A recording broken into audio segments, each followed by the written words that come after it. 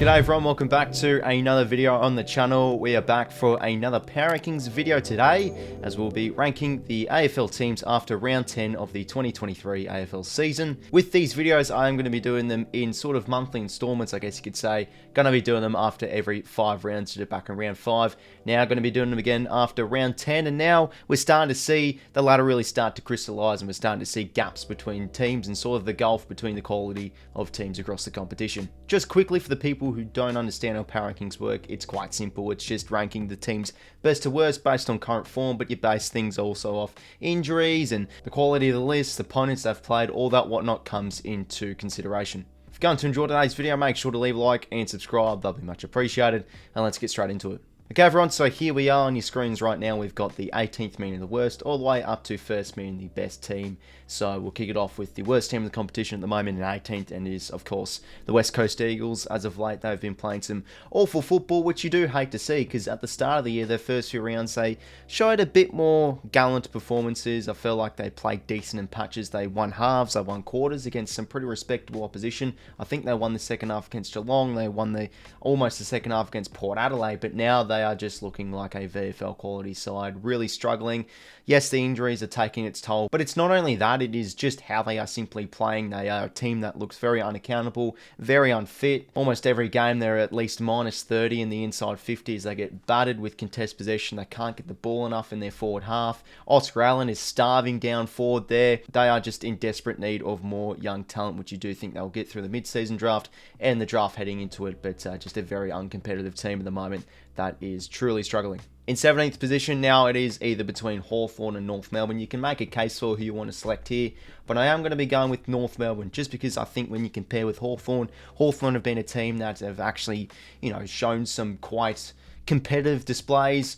Obviously, North did that against the Swans last week, don't get me wrong, but if you just look at their past games, they've been sort of similar to West Coast. They've looked like a VFL quality side. As of late, their defence has been quite poor. They've been giving up high amounts of scoring. Their ball skills and high amounts of turnovers can be quite insipid and just so inconsistent with their forward line. Sometimes they can make an impact, 𝗏𝐼𝐸, get on the end of a few goals, but they just don't have enough output from enough of their players in the team. A lot of forced changes, of course, they've had.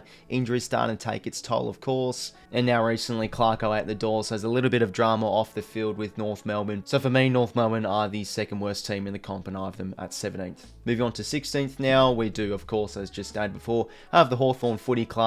A team that has been predicted to be the wooden spooners this year, but for me, not when there's North Melbourne and West Coast in the way. I think, the Hawks have had their heavy defeats, don't get me wrong, but you can see throughout games, multiple games this year, they've been very competitive for a quarter or two. That really brought up to the Demons, for example, in that third term. They've had some good patches of footy, and you can start to see probably they have a bit more higher chemistry within the playing group, and probably more talent throughout areas of the ground compared to North Melbourne and West Coast. They have been very unlucky in a few losses, losing, of course, close to the Adelaide Crows and the Giants. And when you're beating a West Coast side by over 100 points when you were 18th place, when versing them, you feel like they are actually maybe a team with a little bit of promise, but still, obviously, a team that's far from it. So, yeah, with that all said, Hawthorn 16th. Moving on to 15th now, I do have the GWS Giants. Now, there's not really many teams banging down the door for me to put them in 15th. I just think compared to the other teams above them, the Giants just fit in snugly in 15th position. A team that's shown really good promise this year. They've shown really good competitiveness, but they just lack a lot of cohesion. They lack a lot of chemistry, which is sort of what you expect with an unbalanced list with a lot of experienced players and some very new and young players. And of course, the first year coach of Adam Kingsley, but they've been playing a respectable brand. A lot of close losses they've had. Obviously, they're starting to get sick of it now, having almost every single week. But yeah, you can see the Giants are going to slowly start to build onto something. They should have hopefully a good off-season. A few of their midfielders have been playing some decent footy. Tom Green's and superstar. Kelly's been very good. Jack Buckley, very underrated. But yeah, it's just, probably chemistry, and they're still probably together as a group, a very inexperienced side. So yeah, the Giants at 15th for me. In 14th position, I don't know if this sounds harsh, maybe people disagree, but I have the Sydney Swans, just simply because they are a team that is way off it this year. Just how they've been playing is almost like a bottom 4 side as of late.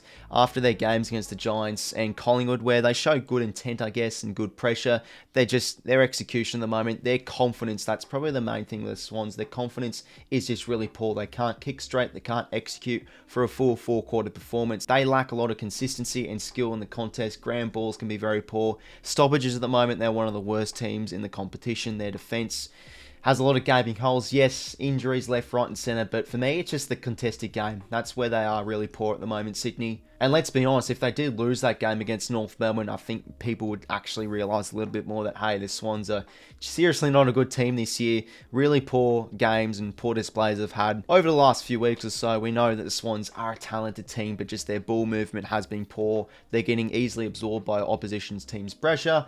For me, they're sitting in 14th.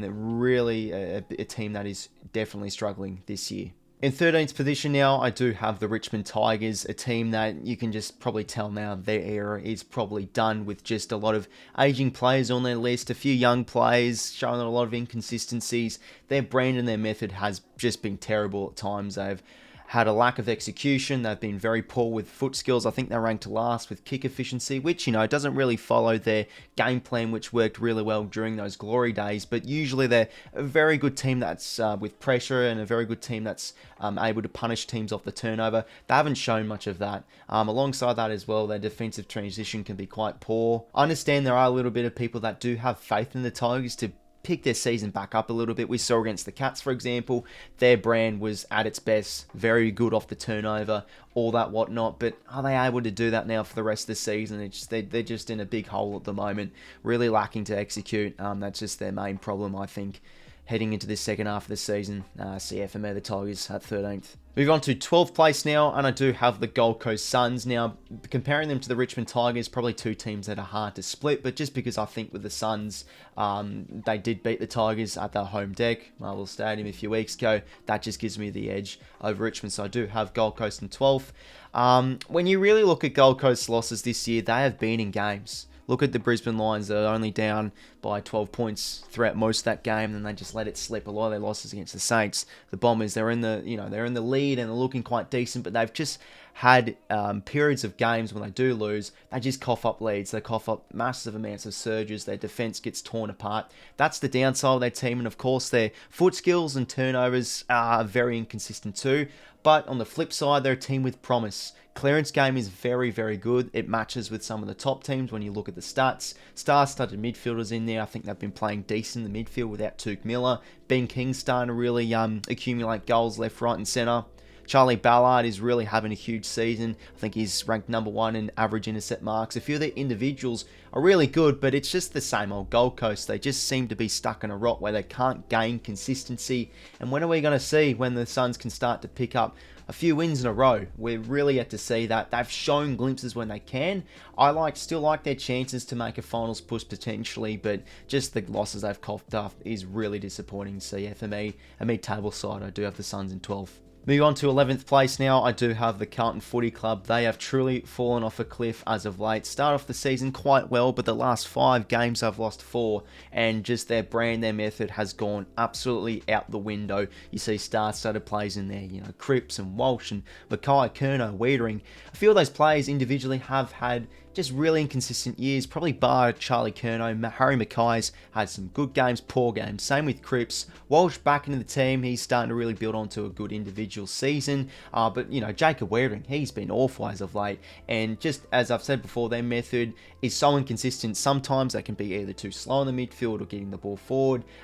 Sometimes they can be too quick, and they're just terrible with foot skills, and they turn the ball over too much. There's just so many problems with their players understanding the game plan. A lot of people blame the coach, which is definitely fair enough. Where are the days from last year where their clearance game was top notch, their contested game was top notch? Curnow and Mackay were able to really scare off positions, and their small forwards and their role players are really able to execute. We're not seeing that enough. They probably honestly have the worst small forward group in the competition. They're just so inconsistent. Same with their role players as well. I always say their bottom 6 players aren't good enough. We're seeing that again. Voss under a bit of pressure now. They really do have to beat Sydney this weekend to keep their chances alive, which you do think they will.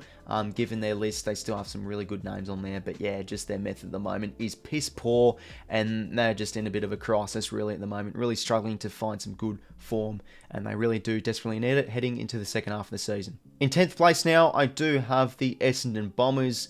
I feel like a few people could possibly put them in 9th or 8th, or maybe a little bit higher, but I still got to take into account they have lost quite the amount of games. The last 5 games, they've lost 4, but if you take away losses and you just look at how they've played some really respectable footy. I think like now this year compared from last year, they're more mentally better. They look fitter. They look really good around the contest. You have to really grind them down to pick up a win. They've been really competitive. Of course, the upset win over the Demons. And yeah, a few respectable losses they've had. Going down to the Pies by only 2 kicks, a very, very gallant display against Port Adelaide, hitting a ton against an informed Geelong side. There's some plenty of positives in there. Players that have been playing really good seasons so far. Zach Merritt's been fantastic. Before he was injured, Darcy Parish was putting together a fine season, accumulating plenty of the football. And I think as of late, Stringer is really starting to show a bit of form. So yeah, a few of their individual players are starting to pick it up a bit. I think their team chemistry, you can see, is starting to improve. They're a team with good intensity, a hard team to beat, but just, you know, the losses they have given, they're sitting at 9th at the moment. I've put them in 10th place. Move on to 9th place now. I do have the Fremantle Dockers, a team you'd probably put a little bit lower, but just given the last 3 weeks, they totally look like a new side at the moment. A big win against the Hawks, big statement win against Sydney at the SCG, which is always tough to do, and a huge win against Geelong at home. You feel like now they're starting to build onto something, and look at the gameplay now compared from a few weeks ago, a few months ago. They used to be slow, sort of unconfident, not really taking the game on, struggle to control the game, sort of game style. Now they're really starting to take the game on. They're playing a tough brand, they're playing a high pressure brand, they just want to get the ball forward. When the ball's at ground level, go in there and win it, get it forward, kick goals. I really like how they are playing as of late at the moment. It's seeming to work. They definitely have the talent to make finals, so it's good to see Justin Longmuir adapt to sort of a fearless game style. This is sort of how they played throughout periods of last year, where they looked like a top-notch, top 4 quality side. So for me, in 9th, above Essendon, where I think a few people will disagree, I do have them above them because I just like their upside at the moment. I think they're a good chance against the Demons heading into that game this weekend. You know, a few of their players are really starting to pick up their season. Hayden Young, as of late, has been fantastic. Sarong and Brayshaw looking awesome in the midfield. So many underrated forwards in there. 𝐬𝐿ockie Schultz and Jai Miss has been brilliant. Luke Jackson, Darcy, their tools have been terrific as of late. I feel like now they're starting to get things clicking. So for me, I do have the Dockers in 9th. They're looking like a good team with good upside. In 8th place now, I do have the Adelaide Crows. A little bit inconsistent with their win-loss record, but I just think their improvement from last year and just overall how they have played has been really good. One of the top teams in the competition for pressure. Their intensity around the football is excellent. And we all know with their efficiency in their forward half, one of the highest ranked teams in the competition with goals or scoring shots per inside 50 entry. You look at their game, obviously last week against the Bulldogs, probably a bit of an outlier game. That happens with still a bit of a raw team, still trying to find their feet. Big losses, poor losses are going to happen, but just as a whole, they have still been a really impressive team. So for me, I still sneak them into finals. They're currently sitting at 8th position anyway, so I feel like 8th is a fair spot, but just a few plays in there. You know, Josh Rochelli's really taken his game to the next level. Taylor Walker is still a key player of their forward line, of course. Phil Thorpe in there too. A few of their midfielders, you know, Laird's starting to get in a bit of form. Jordan Dawson in the midfield, he's looking like a top 5 player in the competition. And Tom Doedee, Nick Murray, and Jordan Butts, I feel like their backline, week by week, is really starting to gain a bit of reputation. And the cohesion, you can see, is starting to click a little bit. So, yeah, big losses and some poor displays is going to happen with still a team that's trying to find their feet. We did see against the Bulldogs, but just overall, their intensity, their pressure, all that whatnot, forward half use is dangerous. And for me, they're going to be a tough team to beat at home. So that could be potentially their backbone or key ingredient for them to make finals, win those games at home heading into the second half of the season. In 7th place now, I do have the Geelong Cats. They are actually sitting in 7th place on the ladder. So I'm not trying to copy the ladder or anything, but for me, just looking at the power rankings, I feel like they fit in here pretty snugly. After winning 5 games in a row, they have now lost their last 2 games, and obviously the main reason is because I think around 9 or 10 of their premiership players from last year is completely out of the side. They don't have their main ruck. They didn't have Stengel for a period amount of time. A few of their role players have been out, and of course, Dangerfield is their main player that is out. Dangerfield's such an important player to their system and to their midfield. He's their spark in there. He wins those stoppages. He gets the exit hand pass out. He's able to burst forward with still his really fast pace and energetic ball use. And you can see now without him, a few young midfielders are struggling in there a little bit. You know, Tanner Bruin is having a heavy workload in there at the moment. Just have a lot of personnel issues at the moment, the Cats. So as of late, they haven't been playing the best brand of footy, but you know, you look at their games they've got left at home. They play awesome at home. They won 5 in a row. They get a few of those players back, especially Dangerfield. You do give them a good chance to long too. Look, I don't think they're a top 4 team this year, but for me, a comfortable 5 to 8 sort of team this year. So just given the upside and the quality of their list and a few players to come back, home games as well, that makes me have Geelong in 7th place. In 6th place now, I do have the St Kilda Football Club. They're building together still a quite nice season. As of late, the last month or so, you can see they're starting to drop off a little bit in terms of dominance. I feel like a few teams are really starting to go to homework on their game style, you know, try and take the game on a little bit more. We saw that with Port Adelaide and Adelaide Crows, respectively. They smashed St Kilda in sort of those terms and managed to knock them off there. And when you take those 2 losses, I feel like now a few people are going to start writing St Kilda off and all whatnot and say they're not good enough for finals. But for me, if you compare St Kilda from last year, they're a team with better personnel, I think off the field, probably better chemistry. For me, the most important thing about St Kilda is they treat this season like a marathon, not a sprint like they did last year. They just head into a game week by week and execute their style. They're still one of the #1 teams in defence in the competition, and you feel like now they're a team that's able to show a bit more score pool pressure compared from last year and a bit more resilience. We saw that against the Giants, a bit of a seesawing battle, but you know, with Max King back in the team, that's definitely going to add some firepower into their forward half with still so many good young players in there. 𝐓𝐡𝐞 𝐼𝙗𝙪𝙩, 𝘲𝐻𝐼𝑔𝐿𝐴𝐴𝐻 putting together a nice first year as well. So yeah, for me, the Saints, as of late, they have stalled a little bit. They're not showing as much dominance as before. But for me, with Ross Lyon's style, I still do think St Kilda are sitting in a pretty good spot, but not top 4 sort of range for me at the moment, the Saints. So I've got them sitting in between at 6th. 5th place now, I do have the Western Bulldogs. Really liking the way they are playing their football as of late. They had a bit of a slow start to kick off the year, but now they're really starting to get into the swing of things. The last 5 games, they've won all 5.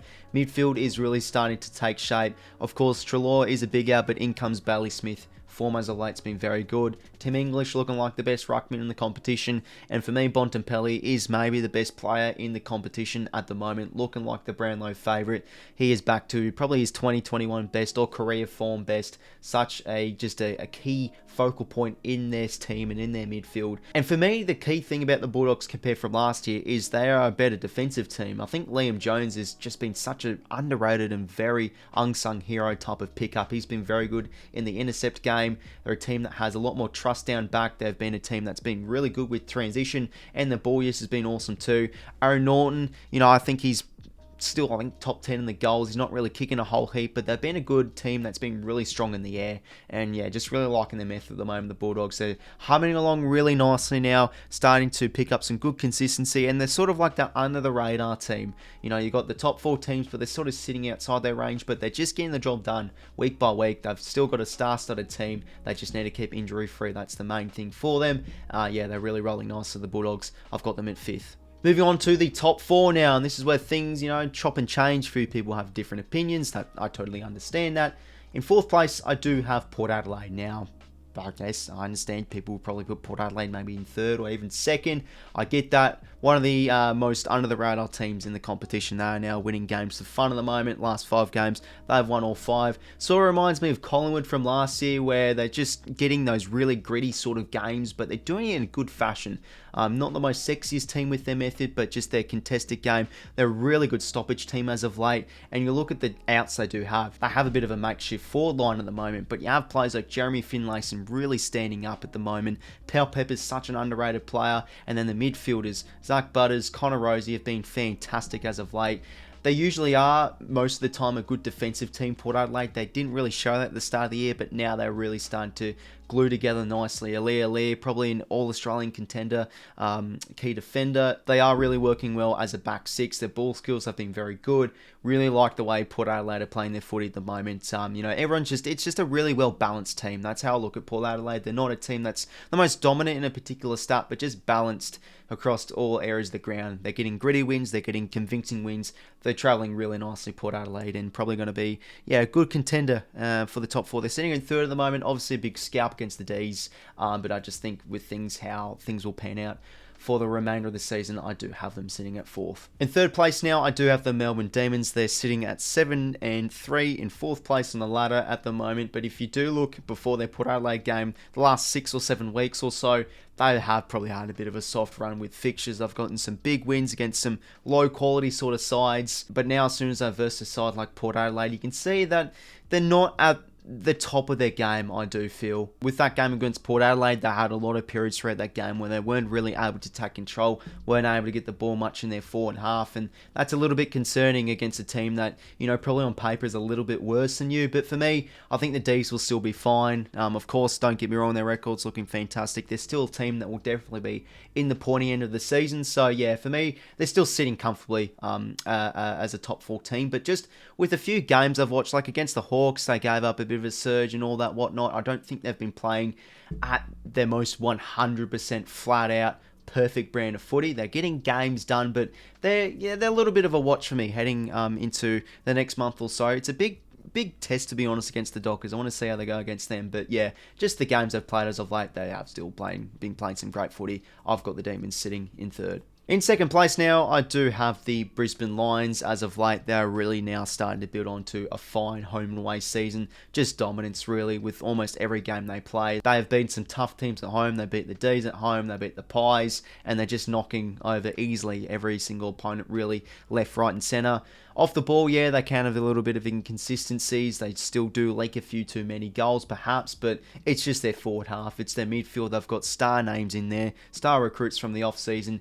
Everyone is working so togetherly well. The cohesion and the chemistry is working extremely well. JDOD is putting together a fine season down forward. Charlie Cameron's in some fine form as well. One of the highest scoring teams and highly rated attack forces in the competition. They're just a deadly side, especially when you are wanting to play the Lions at the Gabba. Harris Andrews, especially Jack Payne, they've been 2 really good key defenders as of late and so far this season. Really travelling nicely, the Lions. And a team that does really make you pay off the turnover. They've been very good in that area too. So yeah, the Lions, they are sitting nicely in second on my power rankings. And for first place, it is quite obvious, the first place team of the competition, sitting with 9 wins and 1 loss. The Collingwood Magpies, geez, they are looking sensational this year. Just how they've been able to really bank off their last season or their previous season with just some really good system improvements and cohesion and chemistry and just synergy within the group, and work off that and produce so far a brilliant 2023 has been outstanding. They're a team that is just, you look at a few players and you feel like, John Noble or Oleg Markov, a few of their bottom 6 players, you feel like, they're not the best looking players. It's just their system and how they're such a well-coached group that no matter what plays in there, they're just playing awesome. They're playing just with high spirit and high confidence. You see the stuff they do off the field. They're just in a really good position at the moment. Such a hard team to defend off the transition. They're a team that's really well drilled. Of course, as I just said, well coached. Handball change, the forward hand passes. They do it better than any other team in the competition at the moment, which is just, again, so hard to defend. Clearance game's top notch.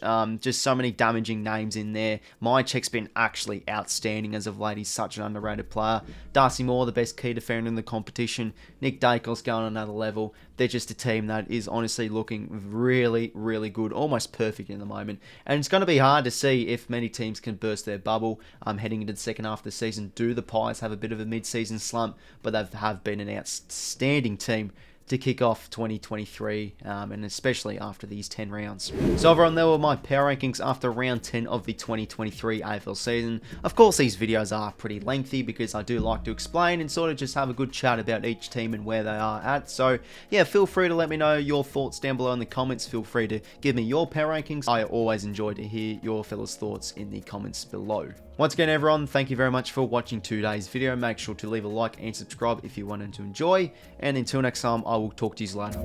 See you later, fellas.